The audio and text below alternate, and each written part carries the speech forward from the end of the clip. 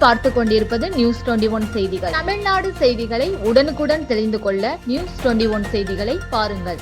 கரூரில் பிரசித்தி பெற்ற மாரியம்மன் கோவிலில் பூச்செறிதல் விழா நடைபெற்றது.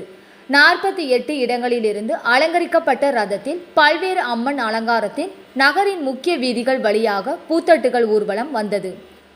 கரூரில் பிரசித்தி பெற்ற மாரியம்மன் கோவில் அமைந்துள்ளது. இக்கோவிலில் ஆண்டுதோறும் வைகாசி திருவிழா வெகு விமர்சையாக நடைபெறுவது வழக்கம்.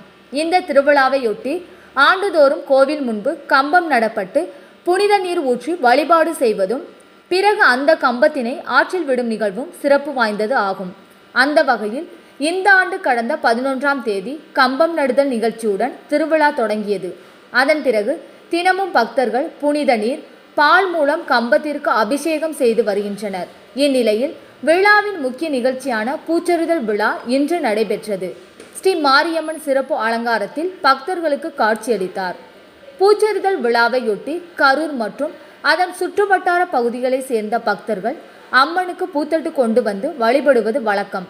அந்த வகையில் இன்று இரவு கரூர், வெங்கமேடு, தான்தோன்றிமலை, பசுபதிபாளையம், காந்திபாளையம் உள்ளிட்ட பல்வேறு இடங்களில் இருந்து 48 பூத்தட்டுகள் கொண்டு வந்தனர். அவர்கள் தங்களது பகுதியில் இருந்து அம்மனை அலங்கரித்து ரதத்தில் வைத்து முக்கிய வீதிகளில் ஊர்வலமாக வந்தனர். ரதத்தினை பின்தொடர்ந்தபடியே பக்தர்கள் அம்மனை மனமுருகி வேண்டியபடி பூத்தட்டுகளுடன் நடந்து வந்தனர். அப்போது ரதத்திற்கு முன்பாக வான வேடிக்கைகள் நிகழ்த்தப்பட்டு இசை வாத்தியங்கள் முழங்க உற்சாக வரவேற்பு அளிக்கப்பட்டது. அம்மன் ரதங்களுடன் வெவ்வேறு பகுதியிலிருந்து வந்த பூத்தட்டு ஊர்வலமானது வரிசையாக கரூர் மாரியம்மன் கோவிலை அடைந்ததும் சிறப்பு பூஜை செய்யப்பட்டன. அப்போது பக்தர்களால் கொண்டு வரப்பட்ட பூக்கள் அம்மனுக்கு படைக்கப்பட்டு தீபாராதனை காட்டப்பட்டது. இதில் திரளான பக்தர்கள் கலந்து கொண்டு சாமி தரிசனம் செய்தனர். கரூரில் நடந்த பூச்செறிதல் விழாவையொட்டி பல்வேறு இடங்களில் அன்னதானம் வழங்கப்பட்டன. முக்கிய வீதிகளில் பலத்த போலீஸ் பாதுகாப்பு போடப்பட்டு தீவிர கண்காணிப்பில் ஈடுபட்டனர். வருகின்ற 28ஆம் தேதி கம்பம் ஆற்றில் விடும் நிகழ்ச்சி நடைபெறுகிறது.